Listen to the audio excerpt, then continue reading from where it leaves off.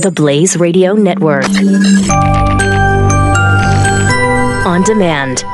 Glenn Beck. 40 years ago, radical leftists wrote, "It should be remembered that you can threaten the enemy and you'll get away with it. You can insult and annoy him. But the one thing that is unforgivable and that is certain to get to him is to react and laugh at him. This causes irrational anger." Oh. Now, this tactic has been used for years. And when we complain about it, maybe they've gone too far, taking pictures of, let's say, somebody standing there with a severed head of the president. Maybe they say we're uptight and humorless. Yet, as we have seen, they cannot handle absolute any sarcasm, any comedy. They can handle zero of the same back into their face. They seem utterly incapable of laughing at themselves. Sacha Baron Cohen can rib conservatives constantly, and the leftists rejoice. But they are completely blind and silent about Cohen's wacky NPR character, who perfectly encapsulates the hysteria of Trump derangement syndrome, and whose own Twitter bio reads, "Proud Democrat, lecturer on gender studies at Reed College, co-principal at Wildfields Poly Ed, stay-at-home male mom." How come you haven't heard anything about that? Because they don't find that funny. The character's intro is, "I'm Dr. Nira Kane DeAngliaso," or whatever. "I'm a cisgender white heterosexual male, for which I apologize." You don't hear anybody talking about that, do you? Another great example is CRTV's satirical video of socialist Alexandria Ocasio-Cortez. Now, this is Allie Beth Stuckley. Now, Allie used to work here at TheBlaze, and she was trying to find her own kind of niche, her own thing for a long time. And when she started here, she started making satirical videos. Not all of them were satirical. Still, not all of them are satirical. But she just made one that went to 1 million views. I mean, within a day. Oh, my gosh. Well, the left is very upset. The video shows Ali using selectively edited comments from the Ocasio-Cortez disastrous PBS interview, where she made anti-Semitic remarks and framing them in such a manner where she appears to be answering questions from Stuckey. This is the oldest trick in the book, and especially when it's a very well-known interview. This interview has been everywhere. Everybody knows it because she was a moron. Well, I think the occupation is, I'm not sure. I'm not an expert. So the segment interspliced questions from Stuckey, cleverly interspliced into selectively edited clips from Cortez's recent interview with PBS. We've all seen this done a bazillion times. And the left's immediate response, if you can believe it, was outrage. Outrage. Shapiro said, "Intensely stupid. This is what Ali does. I've starred in them with her." You're exactly right. You're exactly right. Here's a short clip of what she did.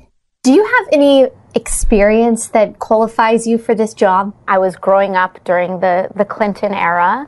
And then basically when I was in middle school, 9/11 happened.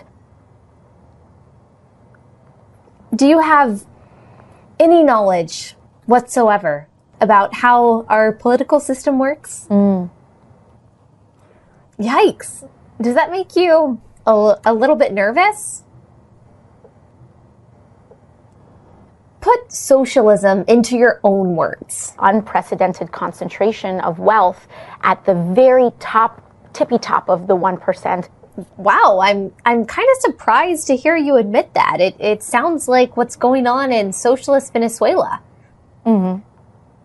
What do you think about what's going on in Venezuela? Just an increasing crisis of humanitarian condition. And to me, it would just be completely unacceptable if that happened on our shores. Okay. And now this is exactly what Jon Stewart and everyone has done for 1,000,000 years. Well, Cortez, who I can actually excuse because she's just using this to make money. Okay, she's just raising money on this. So she responded, Republicans are so scared of me that they're faking videos and presenting them as real on Facebook because they can't deal with the reality anymore. Okay, all right.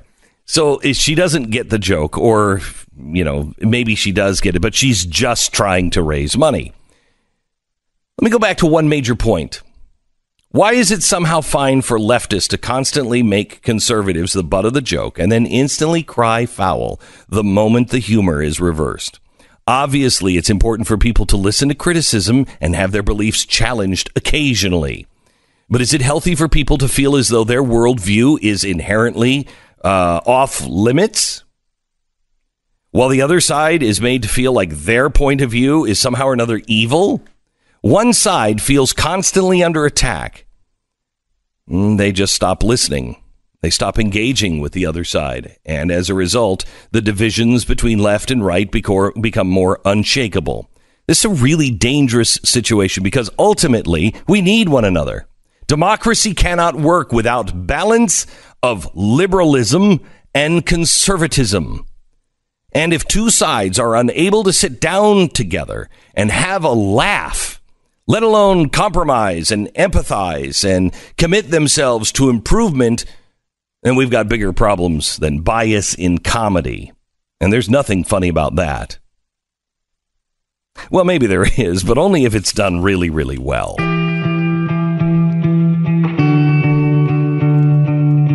It's Wednesday, July 25th. This is the Glenn Beck Program. So, Stu, I would like to announce, and I know I'm early, but the death of the left. I think they are overplaying their hands. They're knocking themselves out in ways they don't even understand. If you're going to declare the death of a political movement, Glenn, you're going to need to give us some supporting evidence. Because, I mean, I don't know, freaking out over an interview where you edit together clips and to make it into something funny is only something that's been going on for at least as long as I've been alive. Yeah, I remember Weird Al Yankovic doing it on Al TV every time he released an album. Well, but Ali's not known for doing that. Well, unless you've been watching her. Yeah, first of all, unless you've been... Oh, gosh. This one's setting me off. Okay. Allie was on the show, on our network. Yeah. She did videos, not exactly like this, but very similar to this, in which she'd like mock characters. This is something that she does all the time. The Washington Post releases a story about this supposed controversy. And first of all... Hold on just a second. Could I have the jingle, please? No. I think this story deserves... Addicted to Outrage. Addicted to Outrage. Yes, go ahead. So here's the Washington Post. Great example of it. Yes. Because none of these people are actually outraged by this. None of them. They're just doing it for clicks and fun. This is what they describe the interview. They say, but the video did not depict a real interview, despite its caption. Allie grills congressional hopeful of progressive it girl Alexandria Ocasio-Cortez. I'm glad, first of all, that the Washington Post has told us now for sure that progressivism is synonymous with socialist. Thank you. I'm certainly fine with that. Thank you for that. But this is Allie's caption here. And a knowledge of government or lack thereof. Instead used heavily edited footage from an interview of Ocasio-Cortez. Now, first of all, the Ocasio-Cortez interview on PBS has been a giant news story for a week. Yes. Everybody knew the footage. Everybody had seen the footage. Secondly, the backgrounds don't match. Where Allie's sitting, she has a white background, but it's a different background for where Ocasio-Cortez is sitting. Anybody who is looking at it would know immediately. Thirdly, you don't label satire. It's if you can help it, you try not to. And the reason for that is because you give away the joke. Did you hang on just a second? Okay. Did you read the Washington Post?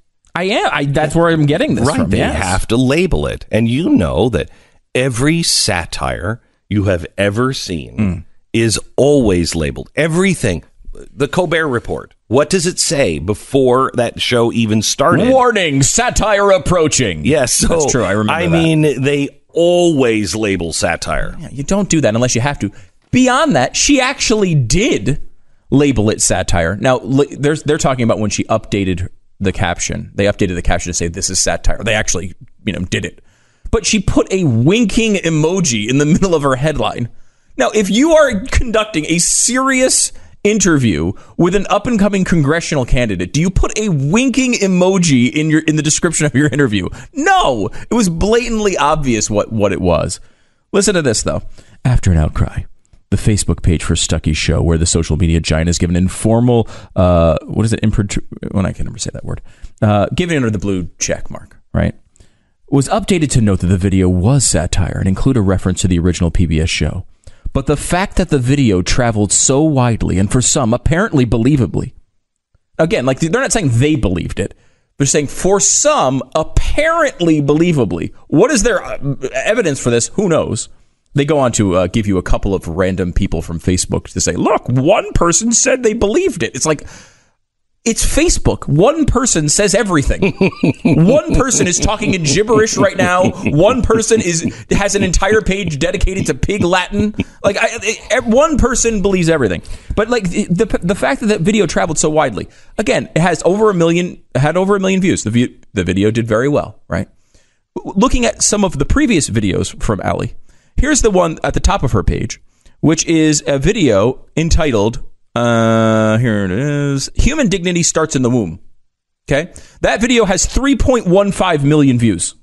More than double the amount that the Washington Post is talking about. When you go down to the previous video before that, it's Allie, let's see, which one was this? Allie sitting in her car with no production value.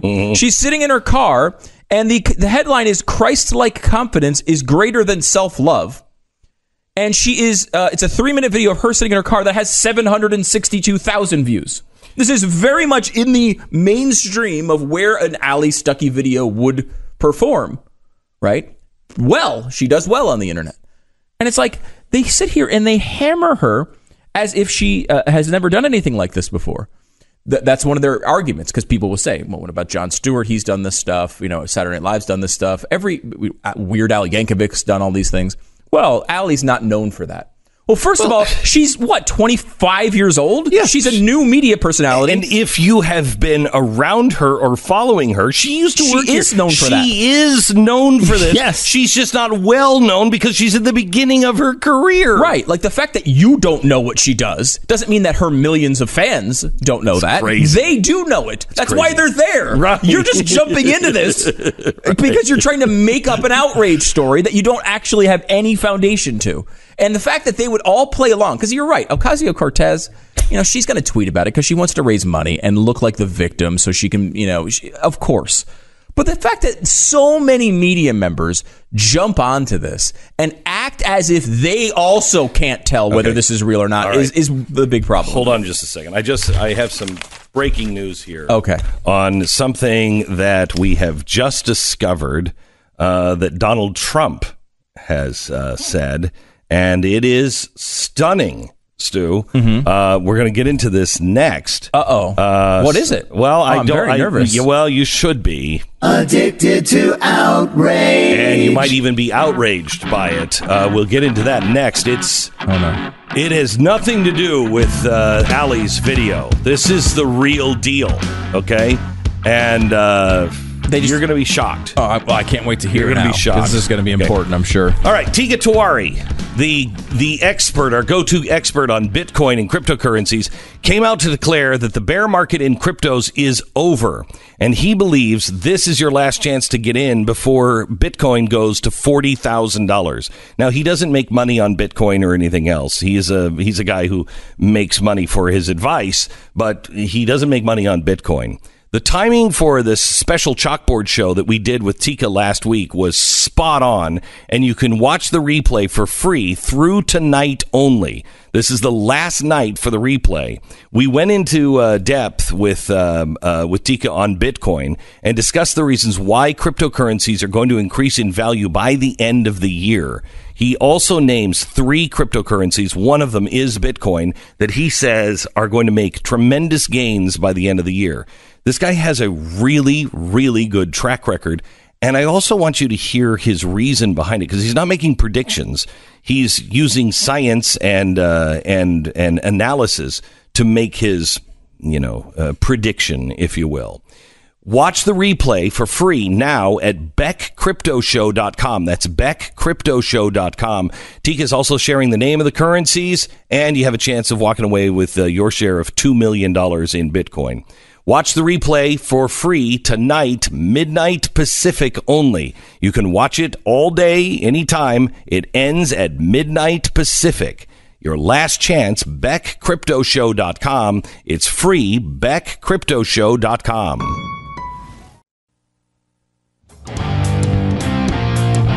Glenn Beck. Addicted to outrage. Holy cow. I'm very concerned. I'm really upset. I don't know if this is real or not. I just found this. Another Cohen tape? No. I just tweeted this. I don't know if the source is Ali Stuckey or this seems highly edited, but I'm not sure. It doesn't seem like something the president would do, and it's not marked parody. Oh my gosh. Yeah. So could you just play this, please, Sarah? She was more like a beauty queen from a movie scene. I said, what do you mean? I am the one. This is the president of the United States. He should be taking the time for the full production of this song. Yeah, the backgrounds, his tie, his positions, the microphone, and everything changes almost every word, but I'm not sure if... This is downright scary as hell. Everyone, please watch this video. It's revealing. How did this person get elected to be president of the United States? The new face of the Republicans. By the way, that's the evidence that people believe the Ali Stuckey video is the 3 comments I just read to you. One person said, downright scary as hell. Another said, everyone please watch this video. It's revealing. Now, do they have any evidence that those comments are real? Did they go through and find out for sure if the person really felt it was downright scary as hell, or were they joking about the comment? Because that was how I would comment. Well, is it marked parody? Is the comment marked parody? Yes, that's what I think we need to know. If it wasn't marked parody, we don't know if it was parody, but we can assume it wasn't, and we must immediately go for the worst possible outcome if it involves a Democrat. Did you hear this interview with Bruce Springsteen? No. Yeah, this is a bizarre interview, and it's downright scary as hell, Glenn. Listen to this. Okay, well, let's get on with the questions. I hear you have a problem with your pants falling down on stage. What's wrong with them? They're pretty loose, you know. Say, a couple minutes ago, I saw you using a nutcracker to open a bottle of beer. How come? I don't know, it just seemed like a good opener, Yeah. Okay, name as many numbers as you can between 7 and 12. 8, 9, 10, 11. Bruce, say something incomprehensible. It's something, I guess I probably took the whole thing. Okay, that's enough. Now, okay, so there you go. Wow. Bruce Springsteen. Now, is he on drugs? It seems old. It does seem old. It almost seems like it's from Al TV. Al TV. Which is when Weird Al Yankovic took over MTV. Who is this Weird Al Yankovic you speak He's a serious interviewer that never does parody, Glenn. Wow, I didn't know that. It's very controversial. Okay, so this is something brand new. Brand new, I'm sure. Right. And it seems like Bruce Springsteen, while looking much younger, must be on some sort of drugs. He's obviously incoherent. Scary. We could say that we don't know for sure, but just based on this video, Bruce Springsteen may be close to an overdose. I'll say this. It's downright scary as hell, said me. Said who? Said me. Said me. Okay. Everyone watch this video. It's revealing. It is revealing. How does this person get to sell albums and go on stage? I have no idea. At least he knows how to count. At least we know that. We know he can count.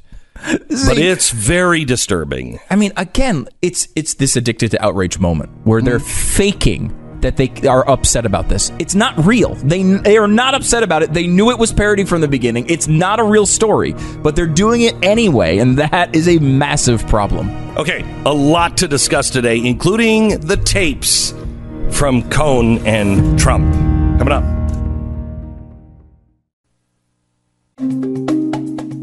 This is the Glenn Beck Program. Addicted to outrage. Well, since everything that's happened, I kind of been laying low. No, if you want to lay low, television is the best place to do that.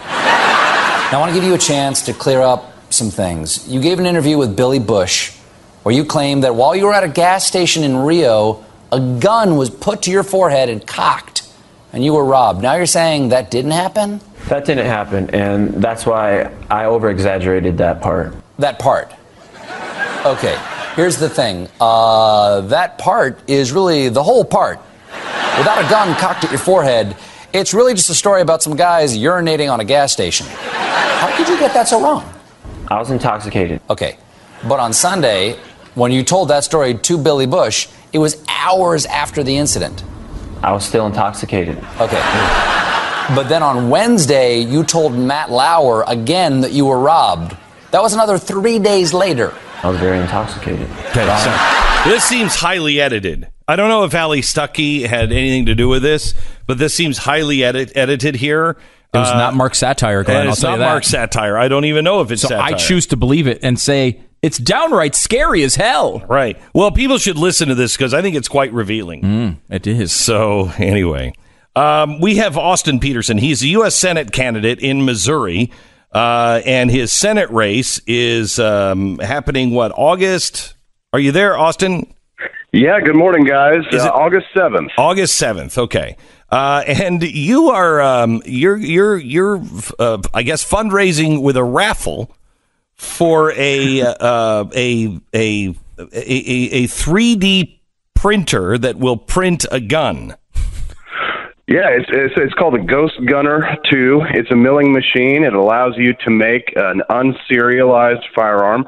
Every American has the right to manufacture at least one firearm that doesn't contain a serial number. So last week there was a court decision that made it so that it was legal for us to use not only our Second Amendment rights but our First Amendment rights to distribute machines like this. And it's a way for me to explain to people and show people that I am the strongest Second Amendment candidate in the whole country, and it's definitely got liberals got the hair up on the back of their necks. Yeah, they're coming for me. I have a feeling that no one could outdo the guy who is saying you can make a gun without a serial number. It'd be hard to find somebody. Well, it's really important because the guy that I'm running against, the Republican, who's sort of like the Mitch McConnell pick in this race. Yeah. You know, the first thing that he did when he announced he was running was come out in favor of gun control. Actually, he's technically to the left of the Obama administration when it comes to firearms controls because he wants to use executive orders to ban firearms accessories, which even Obama said he didn't have the authority to do. And, you know, we have some polls that show that if enough Republicans in Missouri know that Josh Hawley is weak on the Second Amendment, that we beat him. So I'm trying to get the message out, and what better way to do it than let people make their own ghost guns? So... Well, so Austin, I'm concerned though. I saw a recent press conference with the Honorable Charles Schumer, and he was very clear that any idea of a 3D printed gun was very dangerous to our society. And you are standing here saying the opposite. I don't understand. Yeah, well, Chuck Schumer is no friend of the Second Amendment. You know, he's a big fan of the type of Dianne Feinstein gun bills that came out in 2013, which coincidentally the Democrat I'm running against, Claire McCaskill, is a big supporter of. But we usually don't expect to see Republicans in red states like this one coming out in favor of gun control too. It almost seems like the Democrats want to take all of our guns, and some Republicans want to take our guns just a little bit. I'm trying to stop playing defense on the Second Amendment. I want to go on the offense. I think we need to stop fighting over how many of our rights we're going to take away and turn the conversation towards how we can expand our Second Amendment rights. That's what I'm fighting for, and those are the principles I'll carry with me into the Senate next year. So the raffle ticket, how can you buy it over state lines? And well, it's free, so it's basically just a giveaway. We couldn't do a raffle because of the campaign finance law. So all you have to do is go to austinpeterson.com/ghost_gunner, and you can register for free, and hopefully you'll be able to win your own ghost gun machine. Right. Okay. And I suppose you could make a donation there as well. You absolutely could. And we've built a grassroots army. We're not funded by the establishment in D.C. Thousands of regular people, your listeners, have joined us. $40 at a time. We've raised almost $600,000. You know what's interesting, Glenn, is that despite all the money and the endorsements that my Republican primary opponent has had, I'm the only Republican who's running against Claire McCaskill in the double digits. You know, Trump won this state by 19 points. And I'm the only Republican who beats her by 16 points if the election were held today. The guy that everybody's trying to prop up in this race right now is either within the margin of error or he's losing to her, which is probably why they're so desperate. And they're kind of they're doing a whole Bernie Sanders, Hillary Clinton thing here. Remember when they changed the rules to favor Hillary? Well, the Republican Party is doing that here for me. I feel sometimes like the Republicans would rather lose with someone that they can control than win with someone like myself who they cannot control. Oh, I believe that. Absolutely. So Austin, because if people don't know you, you're obviously a deep libertarian, but you're not one of these crazy libertarians that somehow or another is also for universal health care and everything else. No, I'm not a what is Aleppo, bake the cake libertarian. I'm a pro-life, pro-liberty, pro-constitutional, constitutional conservative. I mean, one of the main reasons why I'm running, Glenn, is because I want to give some backup to people like Rand Paul and Ted Cruz and Mike Lee. Those are the people that I want to join in the U.S. Senate next year. That's why I'm doing this, to not only represent the people of Missouri, but to represent the cause of liberty. And, you know, when you've got the Republican establishment doing everything they can to stop you and the Democratic establishment doing the same, you know you're probably on the right side of history. It's just a question of in 2 weeks, can we get enough votes on August 7th to beat the Mitch McConnell pick in this race, which is why I am legally obligated to ask you, Glenn Beck, for your endorsement. Would you like to give me that today? You know, I tell you, Austin, no. No endorsements from Glenn. I've learned an important lesson. I know. You got kicked around. You should be asking him. Kicked around in 2016, Glenn, but I have to ask.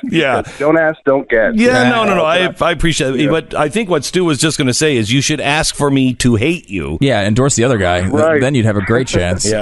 Hey, speaking of endorsements, Austin, I saw Donald Trump yesterday appear with your opponent in the primary, and he did not seem to be at all familiar with who he was. I have to be honest with you. It was kind of, it doesn't seem like he actually has like deep knowledge of this race by any means, but he did seemingly endorse your opponent. And we saw what happened in Georgia last night. I mean, that could be very powerful. How are you going to fight back against that? Yeah, well, the last time that the president interfered in a primary, Alabama elected a Democrat. The president of the United States and the vice president are doing everything they can to kind of prop up this guy here in Missouri because he hasn't been campaigning. He's really ticked off a lot of the grassroots with not just some of the policy positions that he's taken, but he just hasn't showed up to any of these events. And I think he has this sort of entitlement complex. And it's really strange because, you know, he's this kind of Ivy League Yale lawyer, but he kind of does this whole pretend populism thing like he's a MAGA Republican, but he's just so not. And I mean, if you really want to drain the swamp, if you really want to, you know, tick off Mitch McConnell and the Republican elites, there's only one vote in Missouri that's going to count that can actually win the primary and beat Claire McCaskill.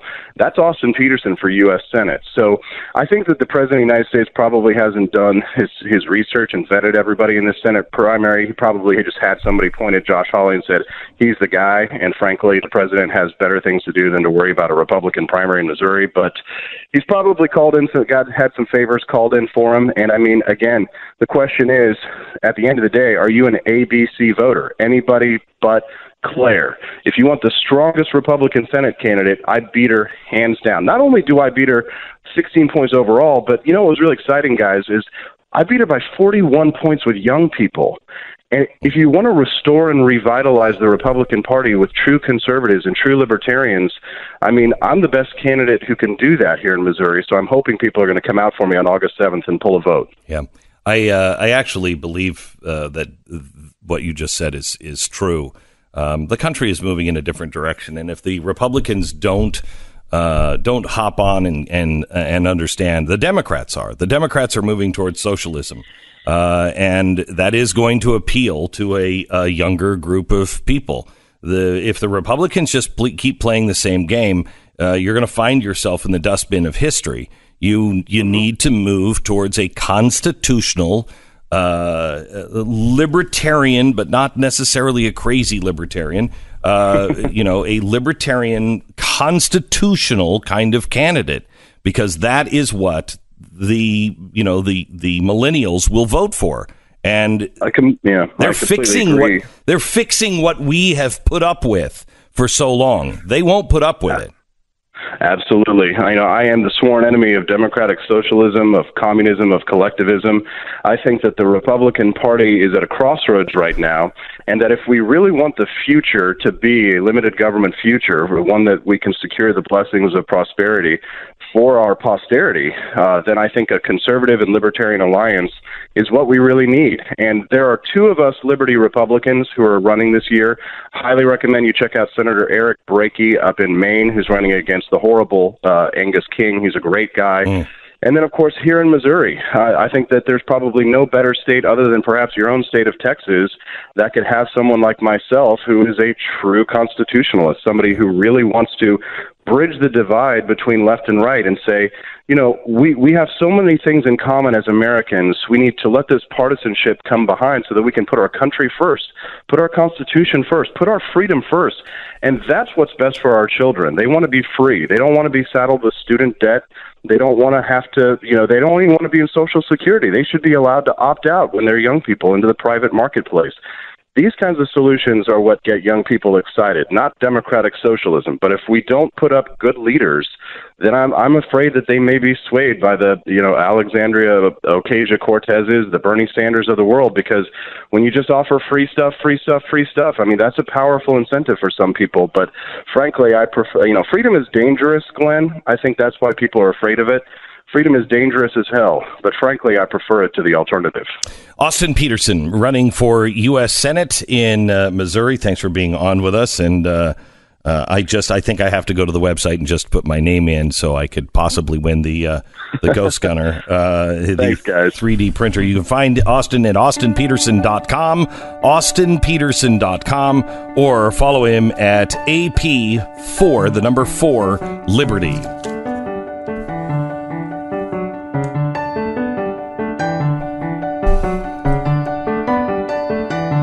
So air pollution, in national parks, is as bad as it is now in the top 20 major cities in the U.S.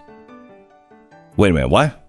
Did you know last week, Stu, that we had a whole bunch of... Did you notice, I don't know if you were here last week, but there was... it was like there was dirt in the sky. It was a really brownish kind of sky here. Did you notice that?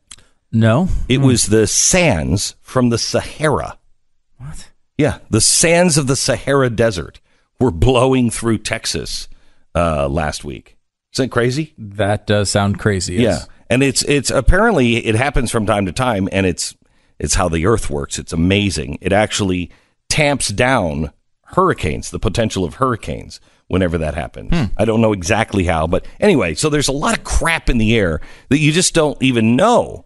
Now, the reason why these parks are so polluted is they're downwind of many air pollution sources: agriculture, industry, major highways, urban pollutants.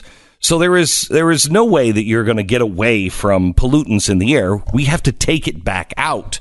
And here's how you do that. Go to filterby.com.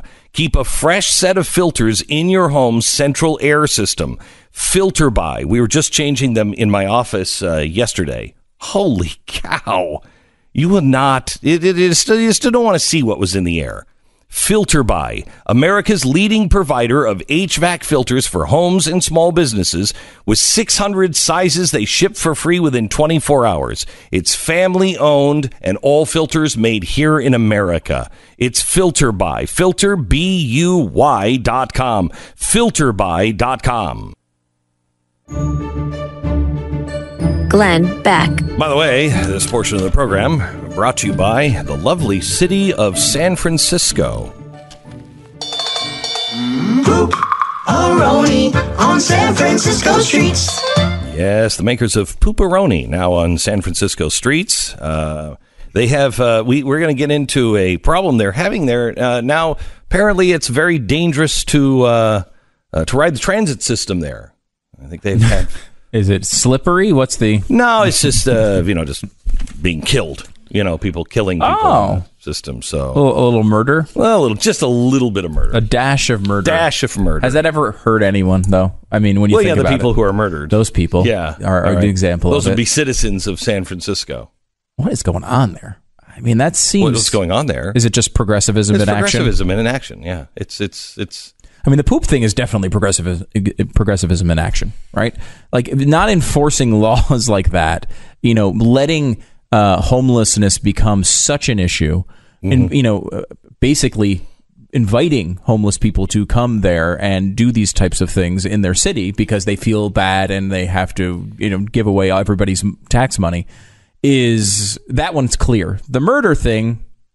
I guess maybe it's just blaming police for everything. Well, what's the reason for that? No, can I just back up for a second? Do we really need to have a law that says don't poop on the street? I think you've answered your question with the fact that you made a jingle. No, I didn't. This is Poop-a-roni on San Francisco streets. That's a real deal. There's anyway. So my question is, if we need laws to say that you can't poop on streets, you're not going to get you have no place to go. You have to have an authoritarian government. Well, no, you don't. I mean, the large majority of people are not pooping on the streets. Right, I know. But when people do make those then you decisions. Need to have a bunch of people that are saying, hey, I'm going to cuff you or not cuff you or whatever. It's a police force. I don't know that I would call it an authoritarian government. When people are pooping on the streets, you can't rule yourself. Glenn Beck, Mercury. Glenn Beck. It's Wednesday, July 25th. This is the Glenn Beck Program. So I have a lot to talk about today. I want to talk to you about Elon Musk. There's something going on with the media and Elon Musk. And Elon Musk is behaving erratically, but I think I know what it is. And I want to take you through it. There was an incredible article that just tore him apart a couple of days ago. And I want to talk to you about that. Also, why socialism or how socialism kills countries. That's coming up in about an hour from now. We want to talk about the farm bill that the president has just pushed out and this tape that CNN has released last night. Now, let me ask you a couple of things. I have seen tapes come out and played on the news. I don't even know how many times. 1,000 times. 10,000 times. I've seen this happen over and over again throughout my lifetime. And all of the tapes have one thing in common. When you see them on television and you're listening to them, what is the one thing that every single tape that you've ever seen have in common? What is it, Stu? I mean, particularly if the audio quality is not easy to understand. Mm-hmm. Like if you think of like the Mitt Romney 47% video. Do you remember seeing that? You can kind of picture that in your mind. Yep. Mm-hmm. At the bottom of the video, you always see what? The transcript as it goes. Okay. Word by word. Have you heard audio tapes that are in worse condition than this one? I mean, very rarely. It's there's been some, but this is a pretty bad quality audio tape, Correct. at least at times. Right, but somehow or another we have. Oh yeah, you've seen worse, and the media has declared what it said. Mm-hmm. Now CNN decides to run this tape, and they are very clear on what it says. They think that it says Donald Trump said, "Pay in cash," and they challenge you to listen to it. But that's what their experts say. But they wouldn't commit to that. Otherwise, they would have put that transcript down. Mm-hmm. But they don't run a transcript on any of it. Okay. So last night, Lanny Davis comes on, and he is Cohen's attorney. Now, why would he hire Lanny Davis as an attorney? Because that seems to be a sign that he's turning on Trump. Oh, yeah. Right? I mean, that's seemingly, at least that's what everyone's saying. So Lanny Davis gets on and says, you have to listen to the tape. Don't take look, I'm a Democrat. Don't take my word for it. Listen to the tape. So I did. Over and over and over again. And I want you to listen to the tape. Now, you're going to hear in this part, they're talking about, they've got to take care of this thing, and they've got to set up some sort of a fund and pay into it. And the question is, and it's muffled, did Donald Trump say pay in cash or don't pay in cash? If he said don't pay in cash, then it's consistent with what he said. And if he didn't, then Donald Trump and Rudy Giuliani are liars. Okay, now this is where the media is. I'm going to take you beyond the media here in a second, but it's important first to establish this. What does he say here? And it's preceded, or you will hear right after, you will hear Cohen saying, no. And the way he says it to me is like in agreement. No. I know. Listen. And I spoke to Alan about it when it comes time for the financing, which will be... Listen, what financing? We'll have to pay you. So I'll pay with cash. No. I got... No. Play it again. And I spoke to Alan about it when it comes time for the financing, which will be... Listen, what financing? We'll have Stop. To he said, stop. He said, financing. What financing? Well, we're going to have to make a payment somehow. Listen again now. Listen to the rest. And I spoke to Alan about it when it comes time for the financing, which will be... Listen, what financing? We'll have to pay you. So I'll pay with cash. No. I got... No. What did he say? Now, it's hard to hear, but I listened to it with headphones on this morning, and I listened to it over and over and over again. And to me, it is really clear that he said, don't pay in cash. Could you do it one more time? Yes. And I spoke to Alan about it when it comes time for the financing, which will be... Listen, what financing? We'll have to pay you. So I'll pay with cash. No. I got... No. Stu? I feel like he says don't pay with cash. Right. Now, there are ways to figure out exactly what he said. CNN decides to run with this. Why? Because they're absolutely convinced he says pay in cash. He does. He just says it after don't. Right. Now, maybe he does say pay in cash. I don't know. I haven't done forensics on this, but you can do forensics. Can you send this tape right away to Nick? Yeah, sure. Our audio guy. See if he can clean it up and boost it and see if he can turn it around for us this morning. Okay. Because I think when he's saying essentially don't pay it in cash, and then Cohen saying, well, of course not. Yeah, goes, no. Obviously, we're not going to pay it in cash. Right. That's exactly the way it sounds. If you would have said, Glenn, or let me use a real life example. My wife says to me, you're not wearing that outside, are you? Oh, no. And then I go in and change, even though I had every intention of wearing that outside. Okay. Right, so Cohen may have been considering paying in cash, but as soon as he hears Trump say don't pay it in cash, right. He's like, no, of course not. Obviously I got it. So it's possible. Okay. So now the question is, the media is making this into, see, Donald Trump is lying to you about a payoff with a Playboy playmate that he had sex with. Is there anything new there, Stu? Is there anything new there? Anything that you didn't know was in the realm of wild possibilities, not just possible, highly probable if Donald Trump were elected president? No, I mean, we all kind of priced this one in, I think. Yeah, we all know. Oh, wait a minute. Hold it just a second. Donald Trump likes the ladies?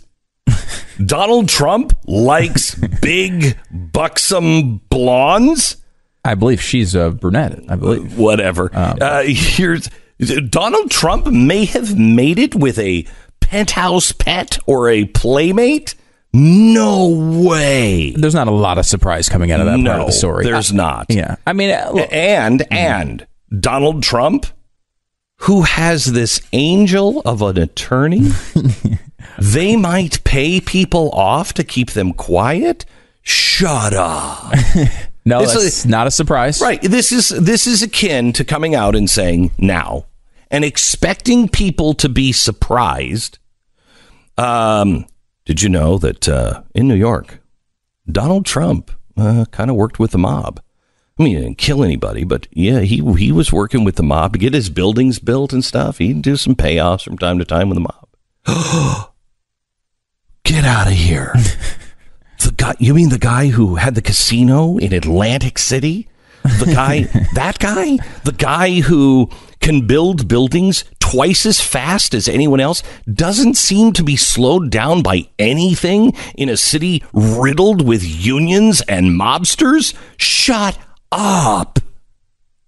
I mean, there's no surprise there. Everybody has already baked this in, okay? And here's what the media is doing. The media is missing the real question. They just think that, see, we caught him, he was lying. It's Donald Trump. It's Donald Trump. Yeah, I mean, look, it's a tough thing because, Trump pretty clearly denied that he had any knowledge of this payoff. Yes. Right? Yes. He did. Did you believe it at the time? I did not. Yes, neither did I, nor did anyone else. I don't care what Reverend Jeffries says. He didn't believe it either. Right. I don't care what any of these pious religious believe. Well, no, this happened a long time ago and he's changed. It doesn't matter. It doesn't matter. Not to the average person with Donald Trump. It doesn't matter. I think it's all priced in, right? I wish it did, but it doesn't. Yeah. I think you can fairly say that if we had a Democrat on tape who was talking about a payoff to a media source, now this is different, to purchase and hide a story, yes, we would be a little upset about that. Yes, especially ding, ding, ding, ding, ding, in the weeks leading up to an election. Ding, ding, ding, ding, ding. But again, I do think that this is all at this point priced in. You look at the other day, I happened to be scrolling through some of the nerdy stat sites that I look at, and one of them had posted just a graph of Donald Trump's approval rating since he took office. If that thing had moved more than 4 points in either direction since the day he walked in, I would have been surprised. It's basically a straight line from left to right. Everybody knows. Everyone has an opinion of Donald Trump. They know who he is, and nobody's moving. Nobody is moving. Right. And I think, you look at this, and I think you can fairly say, he's done a lot of really good things since he's been in office. If you're a Republican or a conservative, you probably like at least one, if not two, of his Supreme Court justice picks. You like that the economy's been doing pretty well. There are things to like. Certainly, like ISIS, and is a big one. There's been a lot of positive things that have happened, and so you price in. Okay, well, I know he does some stuff that used to make me uncomfortable. Mm-hmm. But I'm going to put up with it because there's some things that I really like. And I think that's the decision that people are making on a day-to-day basis. I don't think this type of thing this activity surprises anybody. I mean, look at the way Cohen was acting in the campaign. He was acting just like this and was caught on tape acting just like this during the campaign with a story he didn't like about Trump during the campaign, screaming at reporters, threatening them with lawsuits. This is what his business was. Payoffs, threats, Nobody's surprised by this. Nobody's surprised. And nobody should be surprised that Michael Cohen is America's worst attorney. No. The fact that he would go in there and record his own client in a sensitive conversation like that is absolutely inexcusable as an attorney. He should never get another client. Luckily, he's only had like one anyway. Okay, so here's the guy who knows where all the bodies are buried. Yeah, if Donald Trump ever did anything truly illegal, certainly Michael Cohen knows it. He thinks that this should give Trump supporters some hope, I think. This is the one that he releases? Now, you could make the case that he's holding back something really, really juicy, but if you just want this to go away, you release something. This is nothing. This is nothing. This is not going to change the polls either way.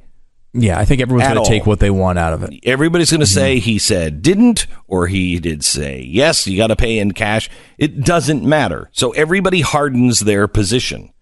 And if this is the thing that they have, that is the smoking gun, this is Cohen saying, I got to get him on tape for this. Now, think about this.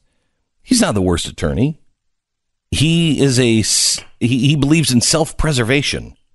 If Donald Trump is a guy who can turn on you and destroy you, and you're burying all of the bodies, you want to make sure that you have some insurance. I suppose that's true, although that's the exact opposite of what an attorney's supposed to do. An attorney's supposed to defend their client at personal risk, no matter whatever they have to do. They're supposed to say all sorts of things that they might not even believe. Yes. To defend their client and get their client the best possible defense. Recording a guy who, by the way, was weeks away from a presidential election, and storing that in your home, by the way, so if you get raided, they're going to find it, is the sign of the worst attorney of all time. Oh, no, he's clearly the worst attorney of all time. Okay, so give me two other parts. First of all, there's supposedly only 12 tapes that they found, and this is the only one with Donald Trump's voice on it. So if you think there's something else coming from the tapes, there's nothing. There doesn't seem to be anything, at least how it's been reported so far. This is as bad as it gets for Donald Trump, at least with his voice on a tape that we know of. I think that's kind of interesting. The second thing is, why is Cohen doing this? Cohen is either really flipped on Donald Trump after all these years. It's possible that he's flipped on him and he's decided, you know what? I've got no path left, self-preservation, and I'm going to go with a Democratic attorney, a Clinton-associated attorney, and go for this and try to make friends on the other side and hopefully get out of this. That could be his approach here. The other possible approach, in my mind, is that he's looking for signaling from the White House that if something goes down and Cohen gets in trouble, he's going to get pardoned. Right? He wants Trump to come out, kind of like he's done with Flynn. He signaled this way a little bit. He certainly did it with the sheriff in Arizona that he wound up pardoning, where he kind of comes out and says, "Look, they came out. If they're coming after him with ridiculous partisan attacks, and if they're going to do that, well, then I'm going to have to pardon him." And if he would signal that, I think Cohen probably is going to be fine. But he's signaling the opposite. He's saying what I'm saying about Michael Cohen, which is what kind of crap heap attorney is going to come out and record his own client. So if he does have more, if anything on these 12 tapes is really bad and he gets into trouble, Cohen will flip hard on Trump. But what would make anybody care? See, because the press has so discredited themselves. If the press would have come out and talked about Donald Trump from the beginning and been fair, maybe things would be different. But they haven't. Every step of the way, they've been unfair. I want to give you an example when we come back. First, our sponsor this half hour is Mercury Real Estate. For most Americans, your home is the biggest investment that you are going to ever make, and that is why we built realestateagentsitrust.com. Working with the right agent makes a significant difference in the outcome of buying or selling your home. We have over 1,000 agents all over America who are just like you. Their word is their bond. They're fans of the show. They share your sensibilities. It's really kind of like making a new friend. Our agents are fully vetted, handpicked for your team for their knowledge, their skill, and their track record. So they're a friend. Yeah, that's great. I would love to, be friends with them. Sell my house. That's what we vet them for. Are they the right person to sell your house? Do they know what the market is where your house is? Thousands of families have already put realestateagentsitrust.com to the test, and you can find out the results yourself by going there now. Realestateagentsitrust.com. That's realestateagentsitrust.com.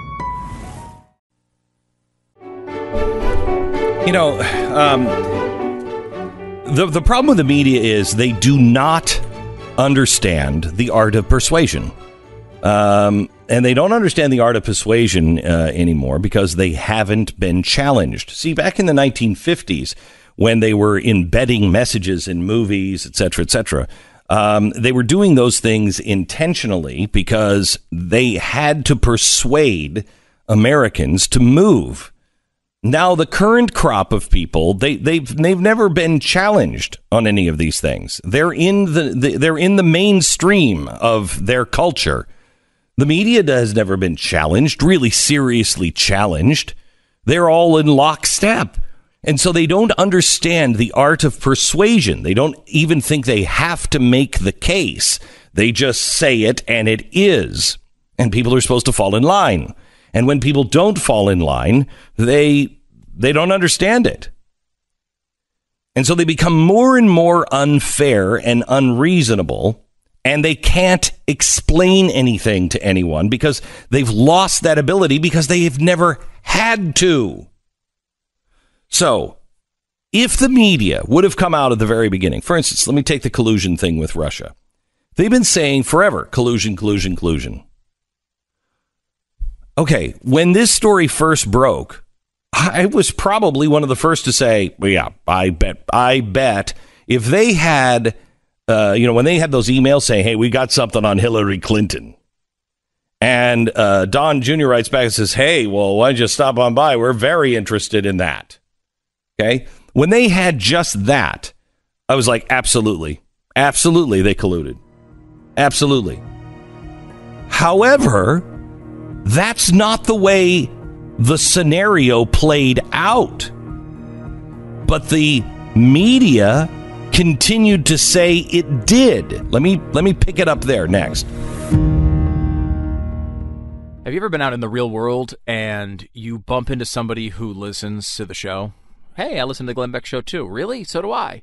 And you kind of have an instant connection with that person because you know that they're going to share some of your values. You might not agree on everything, but they're probably going to be a hardworking person. They're probably going to be a person who's sort of salt of the earth and has, is a word is your bond sort of person. That's at least been my experience with this audience over all of these years. And that's kind of the thought behind realestateagentsitrust.com. Glenn and Tanya, we're thinking, well, we need to find a place that's going to screen real estate agents so we get great people with great results, but people that we can trust, that we, that share the same values. It's a tough thing to just find out there, but everyone who's on realestateagentsitrust.com came there because they knew about the show. They are fans of the show, and they're people you're going to be able to relate to that you can trust. Realestateagentsitrust.com if you need to sell a house fast and for the most money, or if you're looking to buy, go to realestateagentsitrust.com. You're listening to the Glenn Beck Program. Okay, so we're talking about the Cohen tapes, and do they even matter? And I contend no. And I contend that they don't matter for a couple of reasons. First of all, to me, it sounds like he is saying, don't pay cash. Now, CNN says it sounds to them like he says pay in cash. If that's the best you got, where we're both hearing, and let's say we're both being honest, we're both hearing that, you got nothing. You got nothing. Okay? Is it even that big of a deal, the format of the payment? No. The issue I don't would think be so. the payment. Yeah, if you're worried about it at all. They're trying to say that he's lying. No. Shut up. Okay. So let me show you why this does matter, but it won't matter. And it's the press who's at fault. Okay? Like I said, you go into a drug dealer and you say, hey, I want to buy some crack. You can send him an email. I want to buy some crack. He says, come to my crack house. So you pull up, you have the money, and you walk in, and you feel spooked, and so you don't buy any crack. Or you say, hey, where's the crack you promised? And they say, well, I don't have any crack. And you say, what? I drove all the way down here for crack. I don't have any crack. Well, I was going to buy crack from you. Well, I don't have any crack to sell you. Damn it. You walk out. The feds could be recording you. It doesn't matter. You didn't buy crack, did you? That was your intent? You didn't buy crack. So they got nothing. They got nothing. That's just the way the law works. So they start with, it's collusion. No, it's not. Might have been. Hey, we've got some crack on Hillary Clinton. I like crack. Can you come to the office? Sure. Bring your crack. Okay. They get in the office. They don't have crack. You can talk about maybe they would have colluded, but they didn't. Okay? You got nothing. You got nothing. If the media would have come out and said just that, look, it looks like he wanted to collude, but they didn't in the end. Now, it could be because they didn't have any crack, but we also don't have any evidence while we were in the meeting that he said, hey, where's the crack? And even if he did say that, it's not collusion until they make a deal. So they didn't do that. Instead, they went after him with everything. Now, this whole Russia gate has been going on and going on and going on. They spent, I don't know how many hours, how many days, how many months now digesting this and regurgitating and eating it up again on television. Doing all they can to make sure you know everything Donald Trump does is bad. Now, let's just say they would have been good the whole time and said, there's no collusion here. There is a problem with Russia, but there's no collusion here. Would he wanted to have colluded? Looks like it, but he didn't. So we got to move on. If they would have dealt with him like this in a reasonable way, maybe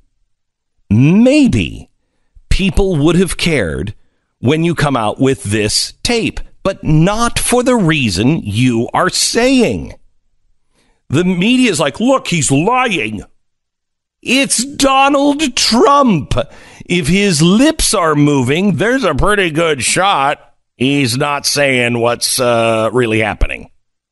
Okay? And that's a lot of times by his own admission, his own defenders. And people like that. Will say, this is him negotiating, right? Exactly he's right. making a harsh statement about X topic. He doesn't actually mean it.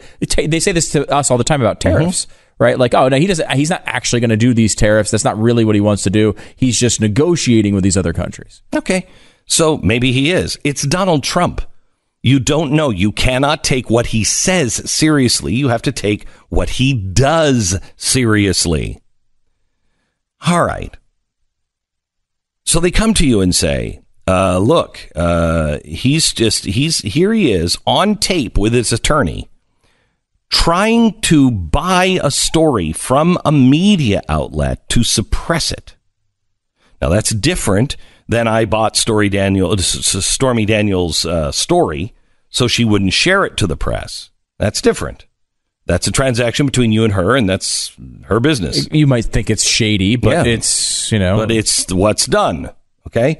I'm very uncomfortable with a candidate for anything, a president, candidate, vice president, senator, anyone, being able to go to the press and say, you have that story? Listen, don't run that story and I'll give you X number of dollars. That's a problem for me. Yeah, and it's something that I don't think he did anything illegal here. Nope. I don't know. I can't say that I'm well-versed enough in campaign finance law to say that I don't know. Complete certainty. But I don't think he did anything illegal. Although I think in the future, it may be something we want to at least consider making illegal. Can you? Because we suck at this. We have no media sources.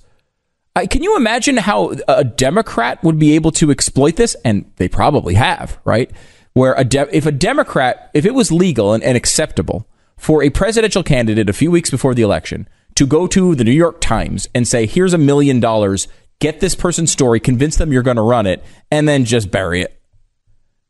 That is not something I would want Barack Obama to do, or Kamala Harris to do, or any other Democrat in the future, and they're going to be a lot better at it than we are. Right. So here's and see, but this is one reason why it doesn't matter. If he had gone to the Washington Post, let's be reasonable. He goes to Fox News. They have this story, and they're like, I got this story we're going to run, and he says, I got to give you $1 million, and you make that disappear, right? Oh yeah, okay. That's Fox News. This is the National Enquirer. Mm-hmm. Okay, they don't have any real credibility right. as it is. Mm-hmm. So going to the National Enquirer and saying, okay, I just don't want the headache. What is this going to cost? Yeah. That's different than the New York Times. So there are levels of this. I still don't want somebody to be able to do it, but it's not against the law that I know of. And it is shady. But it's Donald Trump negotiating with the National Enquirer. I mean, what part of that isn't shady? Yeah, I mean, look, this is, again, I think priced in. A lot of people are saying, well, how can this be a lie if the payment never happened? Well, first of all, we don't have record of it happening right now. We know the payment happened from the source they're talking about to the porn star. Or to, I don't know if does Playboy count as a porn star? I don't know. But she have the Playboy model, I think she did. Yeah. I didn't see the photos of this particular person. But if you go and if that payment, we know that part of the payment definitely happened. That's on record and has been already talked about and discussed widely. The payment from the media source to her, she was paid and told that she was going to be able to run columns on the site and everything else. So we know that part of it happened. We don't know for sure whether the payment happened from Cohen or from another organization to the media, to this media source from some other direction. We know they talked about it. We know he said he had no awareness of it, and now he's on tape being very aware of it. So, I mean, we can all brush this off as nothing, and I think because there's probably nothing illegal here, that might very well be the right thing to do as far as the grand scheme of things. Though, let's just think about this for a moment. Do we want this precedent going forward? No. I think probably we should do something, nothing to do with Donald Trump. It's like what they did with FDR, right? FDR had he ran fair and square, ran for multiple terms past 2. He went for 3, he went for 4. And he probably would have kept running till the end of time. When he died, everyone said, okay, he did that fair and square. Let's set a new precedent going forward that we don't want presidential candidates paying media sources to hide stories. That really shouldn't be something that's allowed. Because let me ask you this. If Hillary Clinton would have done exactly the same thing and she were on TV saying it's a vast right-wing conspiracy and deny. But then tape came out and it showed her with, I'm trying to think of a joke like the National Enquirer, the New York Times. And it shows that she is she colluded with or paid off somebody. Let's just say it was the Daily News. Yeah. Okay. Let's say that. Fine. Not the New York Times. The Daily News. Something that is like they do a tabloidy type stunt like that, right? Right. Okay. So she did a deal with that. We would be pretty outraged if it was Wall Street Journal, Washington Post, New York Times. Then I'd really be upset. But if she was paying a journalist to hide a story that they had, I would have a problem with that. And not even that, to go out and get, right? Like they went out and got the story, catch and kill, they call it. They went out and got the story to kill it. It wasn't like they were about to run it and they got a payment, don't run it. They went and they went out and bought the story so they could kill it. I mean, or sell it. Well, no, but they didn't. Yeah, they got the story so that they would suppress it. Yeah, it could be, I guess. Sell it to Donald Trump. Right. I guess that could be it. The point is, though, that this is not a good precedent. I think we can all agree that that's like, whether you think that whether he did was illegal or not, whether you think that, well, we all knew this about Trump, whether you think, well, the payment wasn't officially go through. Let's just say it didn't go through, and there's nothing to talk about here. In the future, we should probably do something to make sure that this isn't a normal occurrence. And if it's happened, because if this comes out on Hillary Clinton tomorrow, that a week before the election, she paid the New York Daily News a bunch of money to hide a story, I'm going to be really outraged about that. Aren't you? Yeah, I will be. I mean, I know I will be. So the point here is that, a lot of times you can't be unless you either stand against it right now and say, I'm outraged by this, but it's not against the law. As far as I know. But yeah, as far as I know, it's not against the law. So if it's not against the law, then he had every right to do it. Now, let's change that law so he or anybody else cannot do that.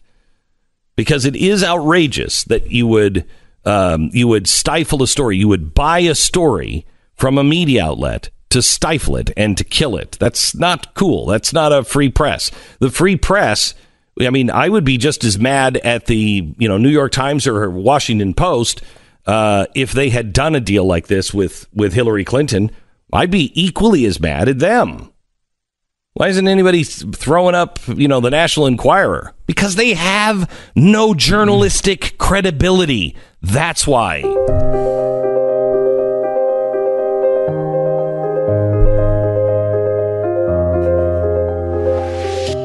And that's really saying something in a world where no one has any journalistic integrity. Let me tell you about Goldline. I was just reading a story here about the housing prices that are collapsing. Also, the farm subsidies that are coming out. This is bad. This is really bad. The farm subsidies. Wait a minute. We're paying our farmers because our trade policy is backfiring. That doesn't sound good. Anyway, things are dicey. Now, not as dicey as they are in Venezuela yet. Venezuela apparently is going to have 1,000,000% inflation by the end of the year. You imagine that? $1 million inflation? Price controls are being hurt because the government set in and said, okay, so you can't charge that much for flour because people have to eat. Well, now factories are stopping making flour because they can't afford to make it because of the price controls. And so it just is this vicious cycle. Goldline went to the Canadian Mint because if you're like me, I just don't trust that in my lifetime things are going to be stable like they even are now. That's why they made the Maple Flex bar. The Maple Flex bar is comprised of 19 individual bars that make up 2 ounces of silver. Now, you can carry it like a credit card. You can have it like a credit card. It's about that size. But then you can break it apart. It's designed, all of these, instead of coins, instead of silver coins, what they are is they're like little squares. You count that as a workout when you break those bars? It is. I do. I count that as a workout. So. Yeah. You went to the gym today. Yeah, I went to the gym today. I had breakfast. That heavy lifting of that fork was hard. And right. Then this breaking apart metal. Right. Anyway, so each bar is legal tender. It's guaranteed for its weight and its purity by the Royal Canadian Mint. And this is in case, God forbid, we ever go through anything like Venezuela. You better have something that isn't tied to paper. Maple Flex can be included in your precious metals IRA due to the fineness, and it comes with all the features and benefits offered by Goldline. Comes at a great price too. This is silver, so it's not like gold. And you keep them. You keep them with you. Call Goldline today. Find out all of the information on Maple Flex and so much more at 866-GOLDLINE, 1-866-GOLDLINE or goldline.com. Welcome back to the program. Coming up in a few minutes, we have Andrew Klavan joining us. He is going to be talking about how socialism kills countries. And he did a really great monologue on it yesterday. Andrew Klavan joins us in just a few minutes. Also, we need to talk a little bit about the Farm Bill. Talking about socialism. This is socialism, and it's caused by us. Now, I'd love to hear from farmers Because I would imagine that a lot of farmers are like, look, I'm going to give this a try for a while here, but, because I'm hoping that what Donald Trump is doing is a negotiation tactic, and this is going to either work or he's going to stop doing it soon. But we're now offering billions of dollars in aid to buy all of the pork and beef and everything else that is sitting in a freezer someplace that nobody wants. And Donald Trump suggested that maybe we buy all of that and give it to food banks. Well, that's good, except that's our tax dollars. That's socialism. And what you've done is you've caused this by your quote negotiation tactics on trade. It's not good. And I'm hoping that we don't go down this road very much further. But we'll talk about that. And also Elon Musk. I have a reason, I think, why Elon Musk is getting the straight arm from the people on the left and the media. Why are they shunning him? I'll tell you next. Glenn Beck. Man, if you listen at all to the mainstream media, you think the world is ending because of fake news, and oh my gosh, it just couldn't get any worse. Well, actually, it is a lot worse. In countries like India, fake news and the danger it poses is not hyperbole, because this is happening there in private messaging apps. 24 people have been killed by mob lynchings just in India this year because of fake news that is being spread on things like WhatsApp. Now, private messaging app, WhatsApp, Telegram, WeChat, Line. What these are apps where people can forward messages to their friends or groups, and there's no way to determine the origin of the message. And the messages are all encrypted, so no one could read the message that isn't intended for them. So nobody can monitor this. Even the employees of the apps can't access the messages. And now somebody has found a way to weaponize them. So in India, there was a group of friends that were driving through a village. They paused to give chocolate to some children. Well, somebody had started a rumor on WhatsApp that the car full of people that were handing out candy were kidnappers. Well, they weren't. And when they stopped to hand out candy, a mob formed and overwhelmed the group of friends. And they killed one of them, a 32-year-old guy. And the brother of the guy said, look, I did everything I could. I was screaming at us, stop. We're not kidnappers. And he said, my brother has been killed by fake news. In Brazil, fake message claiming that a yellow fever vaccine was dangerous. That spread through WhatsApp. And so people did not go and take the mandatory vaccine that the government was handing out. They had to go and debunk that claim. But still, how many people in today's world, how many people are going to believe, the government over an anonymous WhatsApp message? I mean, that's how crazy it is. WhatsApp was developed by two libertarians, deep belief in privacy. The whole concept for the app revolved around not mining and storing information about people. In 2014, Facebook bought WhatsApp for $19 billion.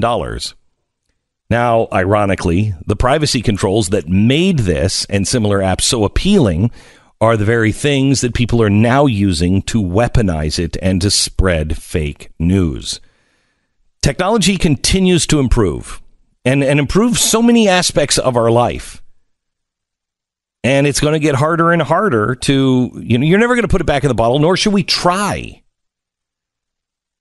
But there's one thing it cannot improve on. That's left to us. And that is our ability to restrain ourselves, tell and recognize the truth.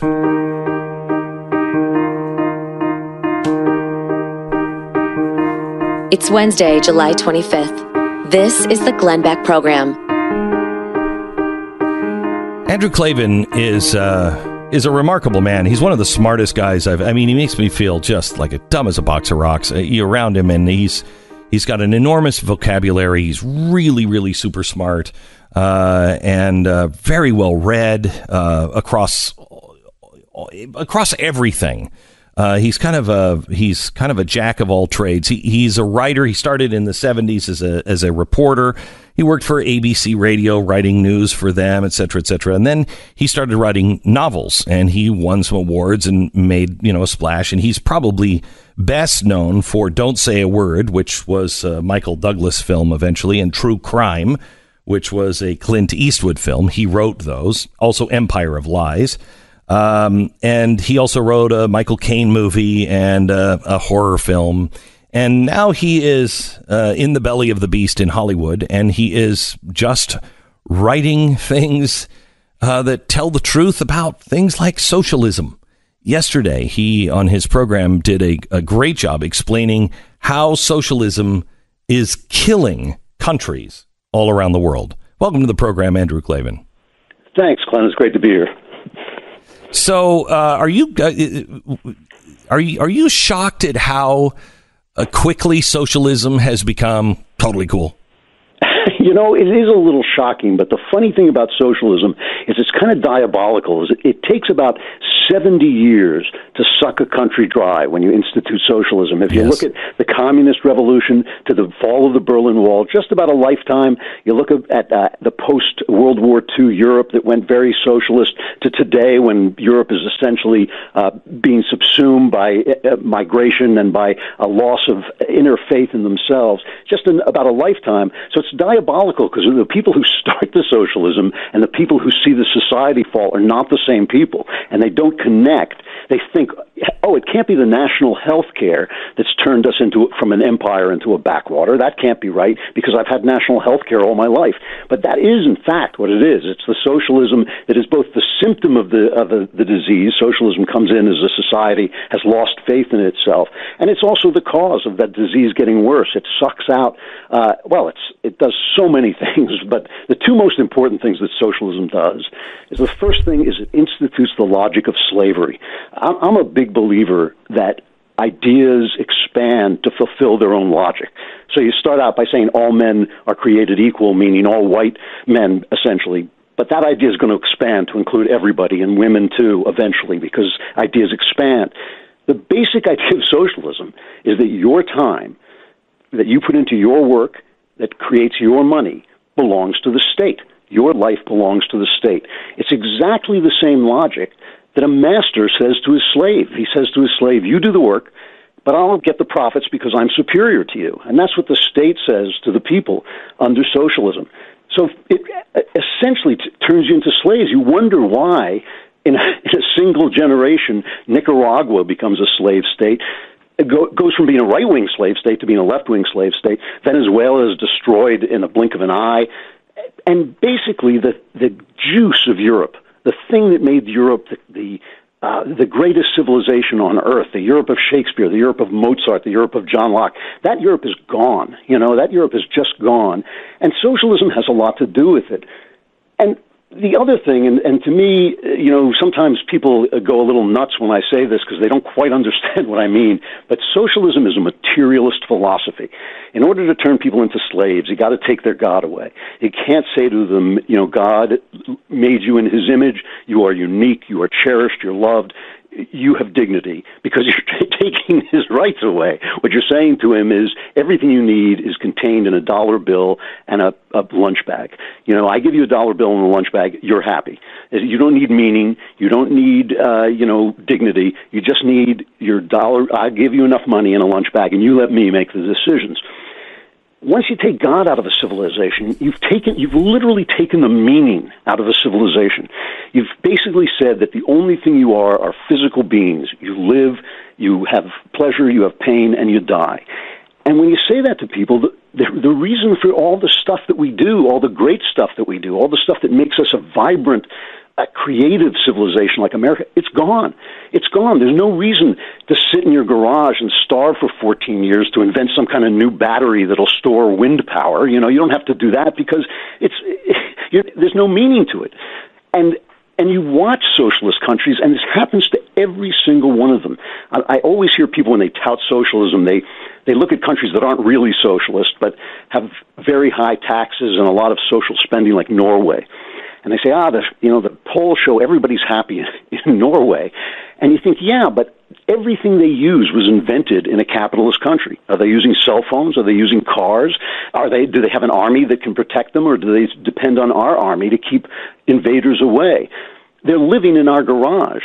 So they're happy in the same way that children are happy, because they don't have to take care of anything. They don't have to make anything. It's a lot harder to be dad than it is to be, the 4-year-old kid. And I just think when we stop and just look at the internal logic of socialism, and you see a pretty girl like Alexandria Ocasio-Cortez, talking about it, you think like, wow, this sounds pretty good. But if you could live 140 years instead of 70 years and see what it does to a nation, you would understand that this is the wedge of a very, very dangerous and destructive philosophy. How concerned were you when you heard Cortez say, capitalism isn't going to be around forever, and all of these things that you say happened because of the free market and because of the Constitution and the Enlightenment? That's just man's natural evolution. They would have come up with this anyway. That's a wonderful philosophy. I mean, the kind of saving grace of Alexandria Ocasio-Cortez is that she's an adult.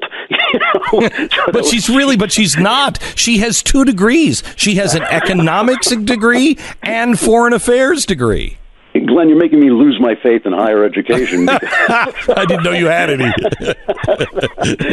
Because the woman says we have low unemployment because everyone has 2 jobs, and I'm counting on my finger, and I think, well, if we had 1 job, we'd still have the same unemployment numbers. It's a very strange way of thinking. But yeah, I mean, that is what you have to tell yourself. Capitalism has reduced poverty around the world. This world we live in, this world of wonders and wealth, where, people are living, even the poor are living in ways that the pharaohs couldn't have dreamed of. If the pharaoh who built the pyramids walked into a convenience store in our world, he'd be shocked. This world didn't drop out of the sky. This world was built by capitalism. And on what evidence you are saying that is an idea? Sure, it's an idea that transformed the world for the better, but now we've evolved out of it. My question, I guess, is what's your evidence? How do you know that the future is some perfect socialist world where we get to spend what capitalism created? I mean, where's the logic in that? If you spend what capitalism created, what's going to create more wealth? Andrew, the president is debuting a farm bill, which we are only having to spend $12 billion on because of the trade bill. And we've put trade barriers up, which is anti-free market. And those trade barriers, people are retaliating, and now our farmers are really, really hurting. We have, I don't even remember how many tons, 12 million tons of meat sitting in freezers that is going unsold, and our farmers don't know what to do. And I think a lot of them are sitting here going, I need the farm bill, and I'm hoping that this is just a negotiation tactic, and it's going to pay off soon. But it's certainly not paying off now. In fact, it is now Republican socialism. Is it not? I really worry about Trump on this. I tend to hold fire with Trump because I know a negotiation is a moving thing. Yes. And they're always attacking where Trump is standing at this moment when I know he is thinking down the line of where he's trying to get. But in this case, I don't get it, because if he is spending this money on the farmers, he said this himself, to buy himself some time so he can punish China for their undoubtedly bad practices, right? So he's punishing China with tariffs. China is responding with tariffs that are hurting the farmers, so he's paying off the farmers. But China knows he's just buying time, right? So why doesn't China just wait him out? Why doesn't he think China won't just wait him out and get to the point where the tariffs are destroying us but not doing all that much to China? I don't understand what he's thinking here. There are a lot of people who think Trump is playing three-dimensional chess all the time. And listen, sometimes he's had some great outcomes, so sometimes I think, well, maybe they're right.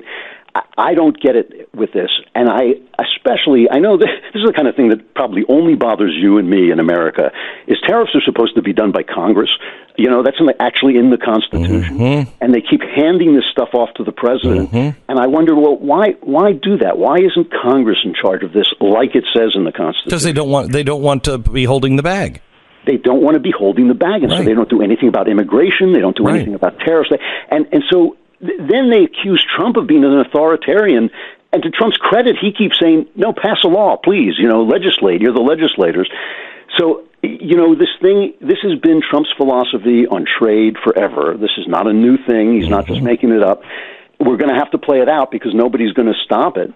And, I've got my fingers crossed that he's got an idea. That's the best I can come up with at this moment, because I don't see the logic of it. If this is just a delaying tactic, why won't the Chinese just wait us out? In the same way, when Obama announced that he was going to pull out of Afghanistan, why doesn't the Taliban just wait us out? So how can you have a trade war if we're going to surrender? I only have about a minute here, Andrew, but I'd love to get an opinion on you if you could in a minute.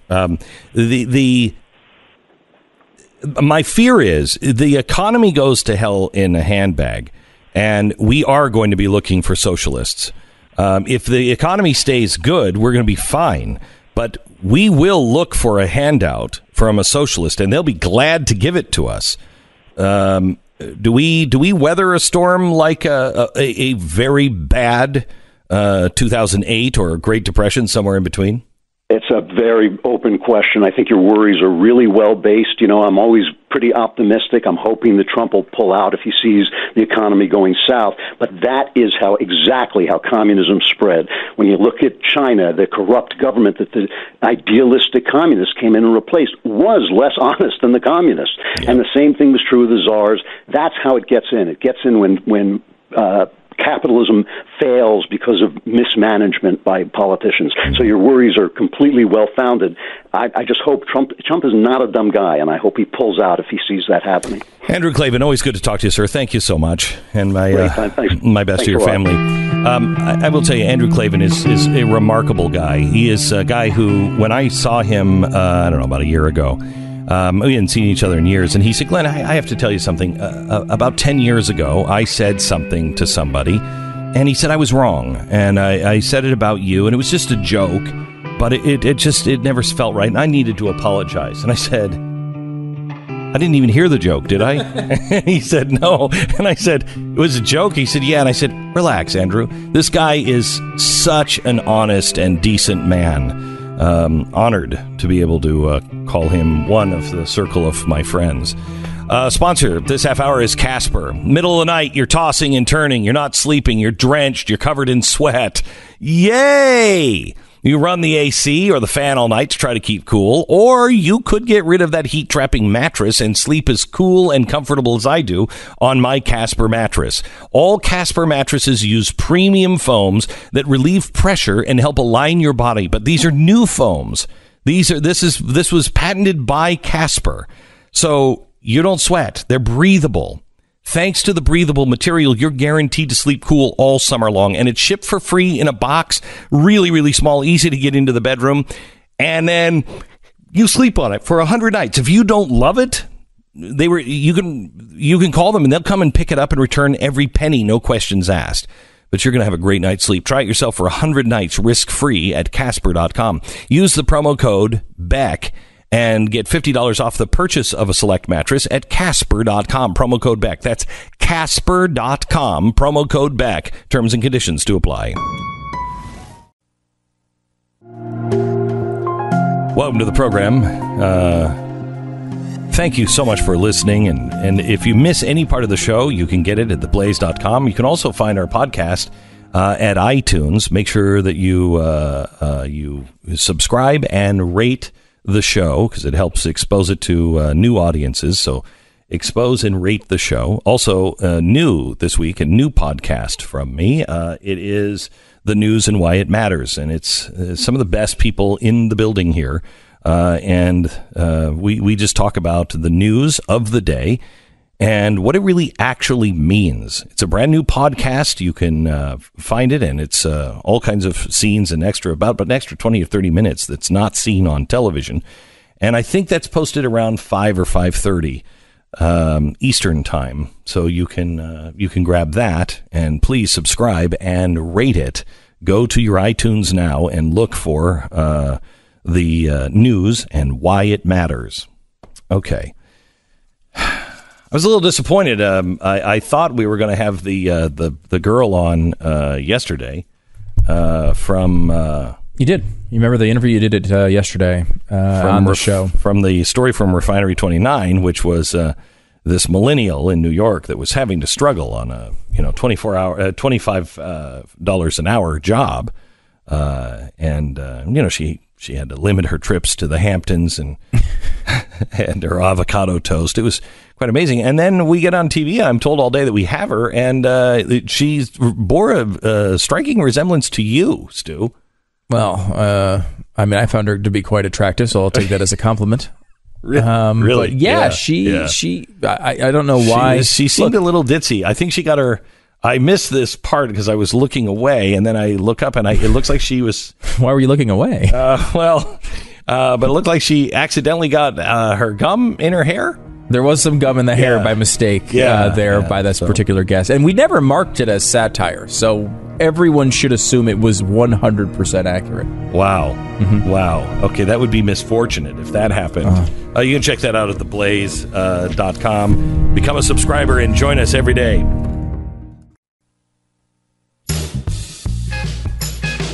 Welcome to the program. I'm so very glad that you have joined us. There's kind of an internal debate here, and it's about the Trump tapes. And Stu makes a really good case, and I want you to hear it here in a second. But Pat and I are both saying it doesn't matter. This doesn't matter. First of all, I didn't think. Did you think that he said pay cash or don't pay in cash? I couldn't really tell. But I'm not really sure why that's such an incredible focus. Yeah, I think that's... Well, I think it's because because Rudy Giuliani said he didn't say pay in cash. Right, but what if he did or he didn't? He was trying to hide it. Either way, he was already trying to hide it. Either way, yeah, he said he didn't know anything about this in advance publicly, and he did know about it in advance. So he was obviously trying to hide it.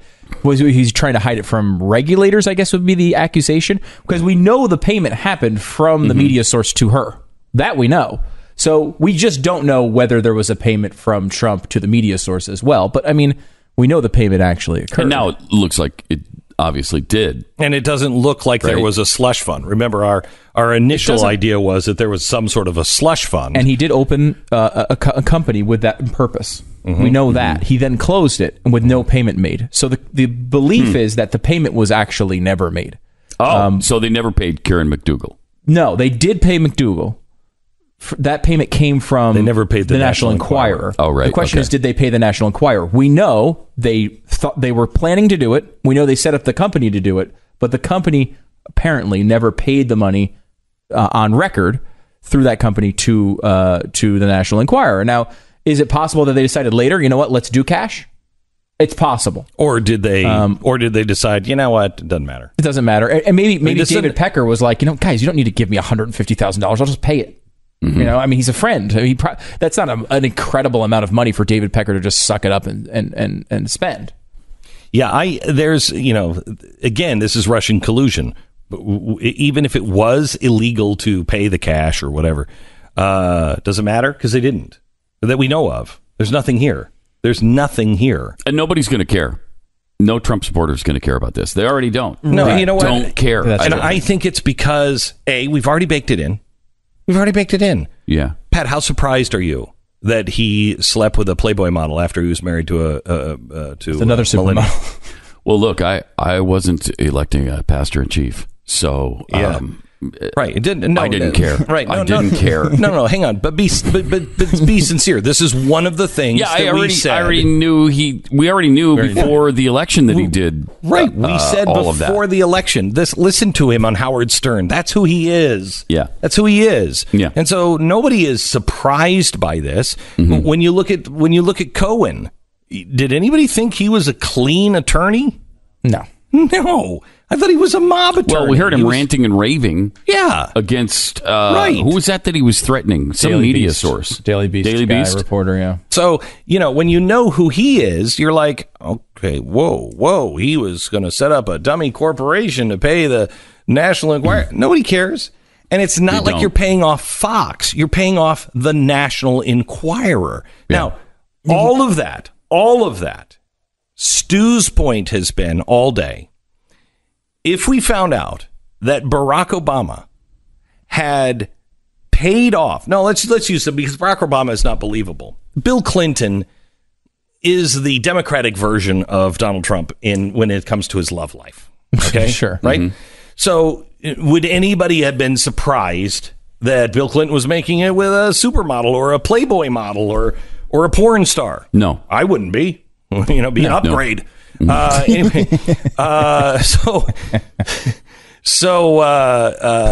Bill Clinton, if this story would have come out, Bill Clinton pays National Enquirer to silence Playboy model who says she had an illicit affair with him. Would we care? Yeah, we would have. Of course, yes. Of course we would have. We would have. Of course we would have. We would have, and we did care about all of his scandals. Yeah. The three of us cared about the Trump scandals too, and that's why none of us voted for him. We did care. I do care, but the people who really support him strongly, I don't think they do now, and that's the problem. I think my appeal here, is because I think it's true. I always say this to people on the left when they're like, there'll be a column and be like, we need to do something about all these white people, and they're so geared to be reflexively calling everything racism. You have to ask them, okay, just change the letter or the word from white to black, and then you can say, would you feel that was racist? And if someone to say, well, look at the problem here is all these black people, clearly it would be racist. But they feel like they could say the problem is all the white people and it's not racist.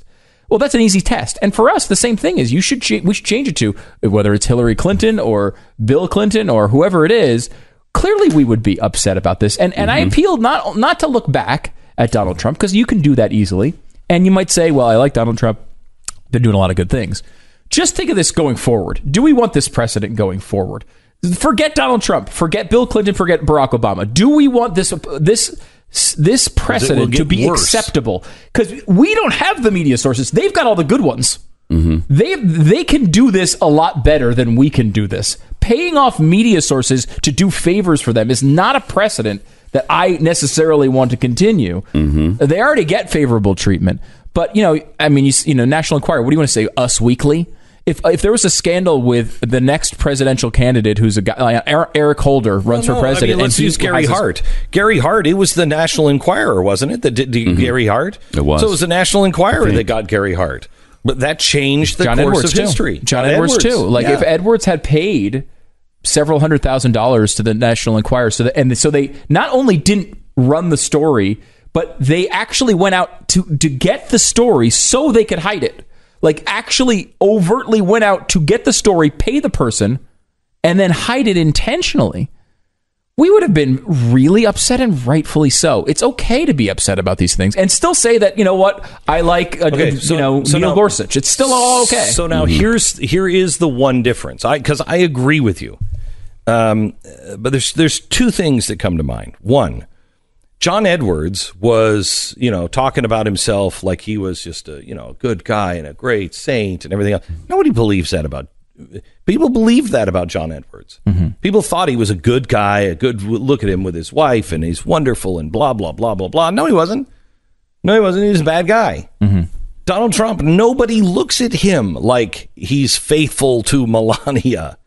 I don't think that's true. I think a lot of his supporters do look at him that way. At least they outwardly say they are. They are intentionally blind.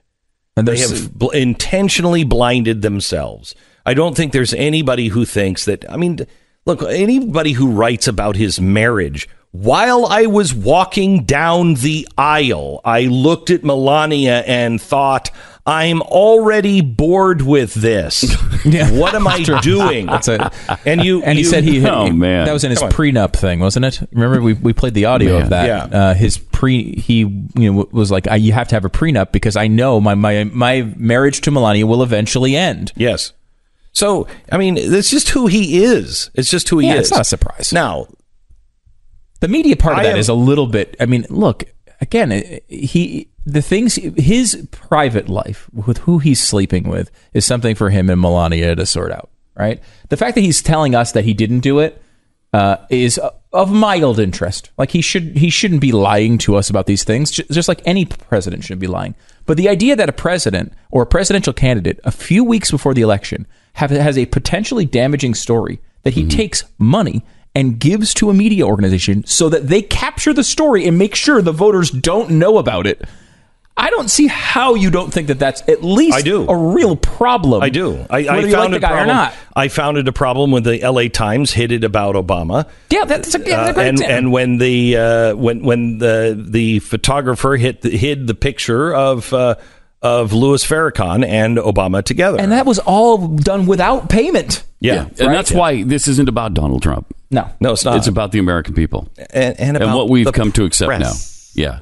And about the press and the American people. I mean, to me, it's more about the right than it is anything else. We've changed. Anybody who comes to me and says, "Hey, I will buy that from you," no, you're not buying that from me, friend or foe. I either find it worth running or not. It's either I find it to be true and worthy of running or not. Of course. If the National Enquirer is a terrible media organization, but you're a terrible media organization if you're not making decisions based on that. Right. And maybe that's why, we don't know, but maybe that's why there's no record of the payment. Maybe they were like, we may be the National Enquirer, but we're not whores. It's possible. Pat, wait. There's one more thing on this. Oh, sure, yeah. And this is the real question. Pat, the three of us, we all feel the same way about Donald Trump. We've always felt about Donald Trump as a person. His policies, I like some of them. I don't like some of them. They're better than I expected, though. A lot better than I expected. And not like by a little bit. Yards and yards better. Okay, so... but we still feel the same way. I still think he's bad for civilization as we know it. You mean as far as like civil politics, not civilization necessarily. Like for the civil part of civilization, right? Yes, our society. Okay, sure. Being civil to one another. Okay, but that's not all him. That's us and everybody else. We're all in on that. Lots of people involved in that problem.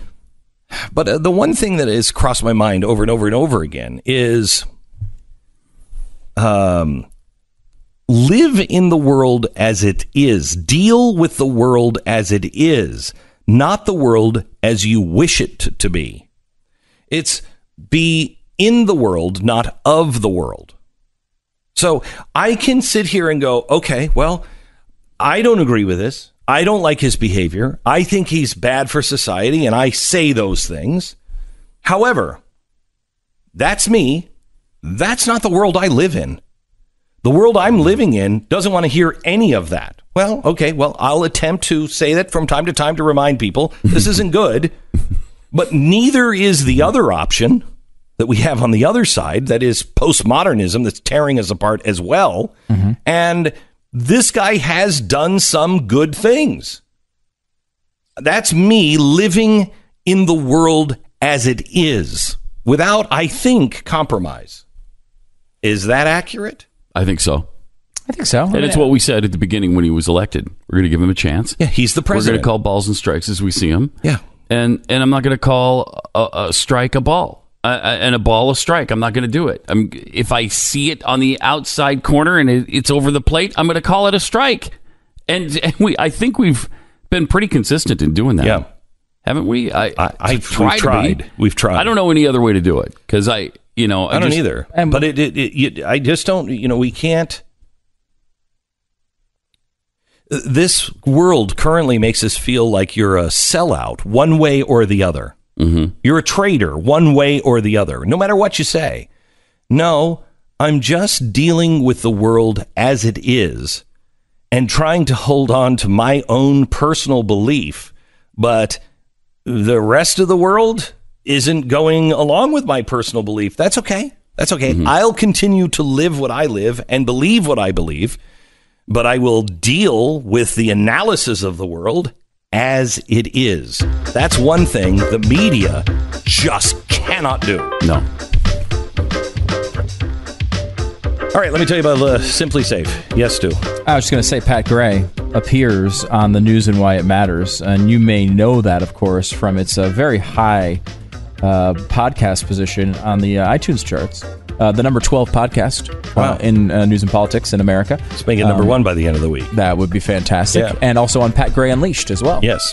Both available on iTunes. And please subscribe and rate it. Give it a 5-star rating, and it helps them move up so they can be exposed to a bigger audience.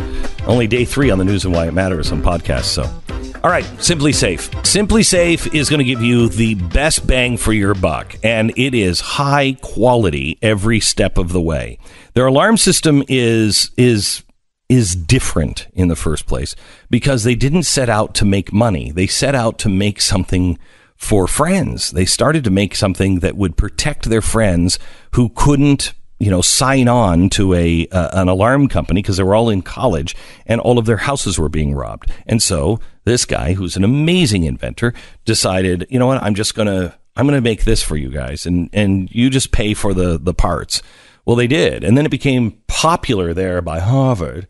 And he started selling them. He's like, I think this is a business. And it became Simply Safe. Now, it is still top of the line, but there's no strings and there are no wires. But it's simply the best. SimplySafeBeck.com.